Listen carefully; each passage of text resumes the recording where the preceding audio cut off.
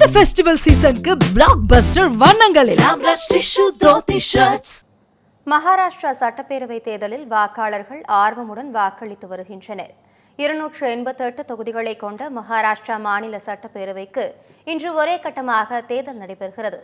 பாஜக தலைமையிலான மகாயுதி கூட்டணிக்கும் காங்கிரஸ் தலைமையிலான மகா விகாஸ் அகாடி கூட்டணிக்கும் இடையே இருமுனை போட்டி நிலவுகிறது.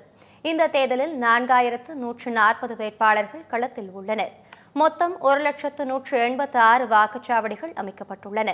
இதில் 9,70,00,000 வாக்காளர்கள் வாக்களிக்க உள்ளனர். மும்பை, புனே உள்ளிட்ட அனைத்து பகுதிகளிலும் காலை முதலே வாக்காளர்கள் ஆர்வமுடன் வாக்களித்து வருகின்றனர். மேலும் அரசியல் தலைவர்கள், முக்கிய பிரபலங்கள், திரைப்பட நட்சத்திரங்கள், தொழிலதிபர்களும் வாக்களித்தனர்.